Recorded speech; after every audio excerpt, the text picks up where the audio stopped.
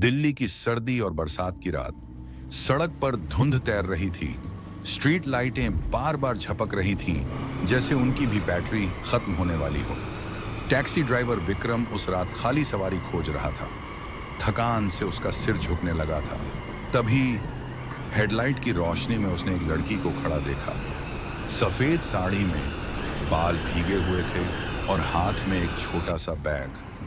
विक्रम ने ब्रेक लगाया और बोला, अरे बहन जी, इतनी रात को कहाँ जाना है आपको? बैठिए, छोड़ देता हूँ। लड़की ने धीरे धीरे सिर उठाया। उसकी आंखें अजीब सी उदासी से भरी थीं। वो बिना कुछ बोले ही पीछे की सीट पर बैठ गई। कुछ सेकंड खामोशी रही, फिर उसकी ठंडी आवाज आई और बोली, पुराने किले वाली सड़क पर छोड़ दीजिए। विक्रम ने हंसकर मजाक किया और बोला, ओहो, किला जाना है आपको? भूत प्रेत देखने जा रही हो क्या? लड़की ने बिना हंसे कहा। हाँ, शायद कुछ ऐसा ही समझ लो। विक्रम की मुस्कान जम गई और विक्रम टैक्सी चलाने लगा। गाड़ी अंधेरी और सुनसान सड़क पर चल रही थी। रेडियो पर पुराना गाना बज रहा था, रात काली घनेरी है। लेकिन अचानक बीच में ही रेडियो बंद हो गया और बस फुफकार जैसी अजीब आवाज आने लगी। विक्रम ने रियर व्यू मिरर में देखा। लड़की का चेहरा अब साफ दिखाई दे रहा था। पीला चेहरा, नीले होंठ और आंखों के नीचे गहरे काले घेरे। विक्रम की हंसी गायब हो गई और घबराते हुए बोला, मैडम, आप ठीक तो हैं ना? बहुत ठंडी लग रही है क्या आपको? लड़की ने हल्की मुस्कान दी और बोली, ठंडी तो मुझे बहुत पहले लगनी बंद हो गई। विक्रम के हाथ कांप गए। उसने शीशे में फिर देखा। लड़की अब खिड़की से बाहर ताक रही थी और उसके होंठ बुदबुदा रहे थे। विक्रम घबराता हुआ गाड़ी चलाता रहता है। किले से थोड़ी दूर पहले एक पुरानी चौकी थी। वहां बूढ़ा चौकीदार रामलाल लालटेन और टॉर्च लेकर खड़ा था। उसने टैक्सी देखकर हाथ हिलाया और जोर से चिल्लाया, ओए ड्राइवर, गाड़ी रोक, उसके साथ मत जाना। विक्रम ने घबराकर ब्रेक लगाया और गाड़ी से उतर के पीछे पलटकर देखा तो सीट खाली थी, लेकिन सीट गीली थी, जैसे कोई भीगी हुई देह अभी अभी वहां बैठी थी। विक्रम हकलाया, ये कहाँ गई? रामलाल दौड़कर आया और बोला, पागल है तू? तू जानता है कौन थी वो? कौन? समीरा। 5 साल पहले यहीं इसी किले वाली सड़क पर टैक्सी एक्सीडेंट में मरी थी। तब से हर बरसाती रात को वो टैक्सी करके किले तक जाती है। जिस भी ड्राइवर ने उसे किले तक छोड़ा है, वो कभी वापस ही नहीं आया। विक्रम के गले से आवाज ही नहीं निकली। अचानक टैक्सी के अंदर वही लड़की, वही भीगा बदन, वही ठंडी आंखें फिर सीट पर बैठी थीं।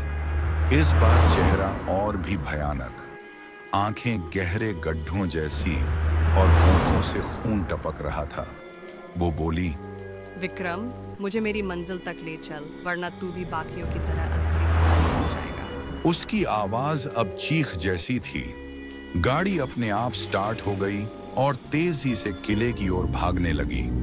विक्रम ने ब्रेक दबाने की कोशिश की, लेकिन गाड़ी उसके कंट्रोल में नहीं थी। रामलाल चौकीदार डर के मारे पीछे हट गया और चीखा, हे भगवान, फिर एक और शिकार, रक्षा करो भगवान, रक्षा करो। गाड़ी सीधी किले के अंदर जाके रुकी। किला वीरान, टूटी दीवारें, खून के धब्बों जैसे निशान और चारों तरफ चमगादड़ ही चमगादड़। लड़की किले की अंदर की सीढ़ियों से धीरे धीरे उतर के चलने लगी। विक्रम उसके पीछे पीछे चल रहा था कि तभी विक्रम ने डरते डरते पूछा, तुम चाहती क्या हो? लड़की ने विक्रम को देखा। उसकी आंखों से अब खून बह रहा था और वो बोली, बस कोई मुझे मेरी मौत का सच बता दे। इतना कहकर उसने हाथ उठाया और अचानक हवाओं में से एक दूसरी आवाज आई। वह आवाज बड़ी भारी और बड़ी खौफनाक थी। समीरा को उसके ही प्रेमी ने धोखा देकर मारा था। उसने ही समीरा की जान ली है और उसका शव यहीं किले की दीवारों में चुनवा दिया। लड़की ने दर्द भरी चीख मारी। और धुंध में घुलने लगी।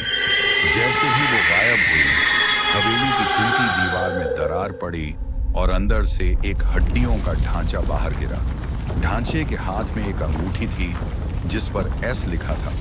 विक्रम ने डर कर पीछे हटते हुए देखा। वही लड़की अब मुस्कुराती हुई। वो बोली, धन्यवाद विक्रम, मेरी अधूरी सवारी अब पूरी हो गई। और पलक झपकते ही वो गायब हो गई। अगले दिन जब सुबह पुलिस और बाकी लोग किले में पहुंचे तो देखा विक्रम बेहोश पड़ा था और उसकी टैक्सी भी वहीं खड़ी थी और उसके टैक्सी के शीशे पर खून से लिखा हुआ थी, अधूरी सवारी पूरी हो गई। पुलिस ने किले की दीवारें तोड़ी तो वहां कई पुराने ड्राइवरों के शव मिले जो कभी लौट कर नहीं आए थे। विक्रम उस दिन से जिंदा तो बच गया, लेकिन उसने कसम खाई, अब कभी रात को टैक्सी नहीं चलाऊंगा, क्योंकि हर बरसाती रात किले वाली सड़क पर कोई अब भी खड़ा रहता है।